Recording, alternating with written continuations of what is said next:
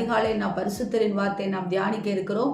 இந்த நாளிலே கூட சங்கீதங்களின் புத்தகம் 102வது சங்கீதம் 1வது வசனம். கர்த்தாவே, என் விண்ணப்பத்தை கேளும், என் கூப்பிடுதல் உம்மிடத்தில் சேருவதாக. ஆம் தேவ ஜனமே, நம் விண்ணப்பத்தை கேட்கிறவர் நம்முடைய தேவனாகிய கர்த்தர். நாம் கூப்பிடுதல் யாருடைய சமூகத்திற்கு செல்ல வேண்டும்? அவருடைய சமூகத்திற்கு செல்ல வேண்டும் என்று சொல்லி சங்கீதக்காரன் சொல்லுகிறதை பார்க்கிறோம். பாருங்கள், வசனம் சொல்லுகிற இந்த சங்கீதத்தினுடைய தலைப்பு எப்படி தொடங்குகிறது என்றால், துயரப்படுகிறவன் துக்கத்தில் மூழ்கி கர்த்தரிடத்தில் தன் வியாகுலத்தை தெரிவித்து செய்யும் விண்ணப்பம் என்று சொல்லி. துயரப்படுகிற நாம் துக்கத்தில் மனிதர்களிடத்திலே போய் புலம்பக்கூடாது. மாறாக தேவ சமூகத்திலே நம்முடைய விண்ணப்பத்தையும் நம்முடைய அங்கலாய்ப்பையும் நம்முடைய கூப்பிடுதலும் அவர் சமூகத்தில் எட்டுகிறதா இருக்க வேண்டும். தாவீதனுடைய வாழ்க்கையிலே மிகப்பெரிய வெற்றி எப்படி அவன் பெற்றுக்கொள்ள முடிந்தது என்று சொன்னால், அவன் ஒவ்வொரு நேரத்திலும் தேவ சமூகத்திற்கு சென்று விண்ணப்பம் செய்ததை பார்க்கிறோம். பாருங்கள், பத்சேபாவிடத்தில் பிறந்த குழந்தை இதோ இறக்க சாக கிடக்கிறது.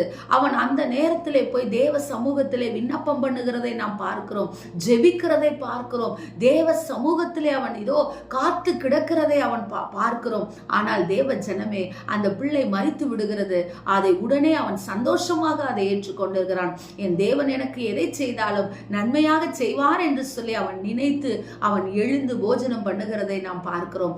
ஆம் தேவ ஜனமே, துயரப்படுகிறவன் துக்கத்தில் மூழ்கி பண்ணுகிற ஜெபத்தை கர்த்தர் தள்ளாதவராய் இருக்கிறார். துயரப்படுகிறவர்கள் பாக்கியவான்கள், அவர்கள் ஆறுதல் அடைவார்கள் என்று சொல்லுகிறார்.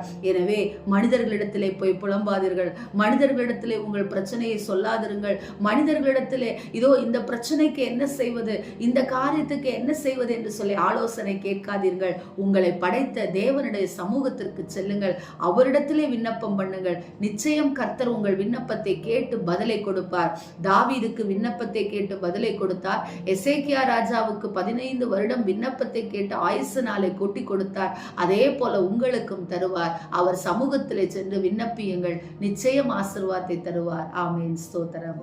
எங்களை நேசிக்கிற எங்கள் நல்ல தகப்பனே, இந்த நாளிலே நாங்கள் கேட்ட வார்த்தையின் பிரகாரமாக எங்கள் விண்ணப்பத்தை கேளும் என்று சொல்லி ஆண்டவரே சங்கீதக்காரன் சொன்னது போல எங்கள் கூப்பிடுதல் உம்முடைய சமூகத்தில் சேருவதாக என்று சொல்லி இந்த நாளை நாங்கள் தொடங்குகிறோம். எங்கள் விண்ணப்பங்களை, எங்கள் அங்கலாய்ப்புகளை மனிதரிடத்திலே சொல்லும் பொழுது அதை தூற்றுகிறவர்களாய் அவர்கள் இருக்கிறார்கள். அப்பா, உங்க சமூகத்தில் நாங்கள் சொல்லும் பொழுது ராஜா, அப்பா, எங்கள் விண்ணப்பத்திற்கு பதிலை நாங்கள் பெற்றுக்கொள்ளுகிறவர்களாய் இருக்கிறோம் என்று சொல்லி விசுவாசித்து இந்த நாளை தொடங்குகிறோம். நல்ல பிதாவே, ஆமென்.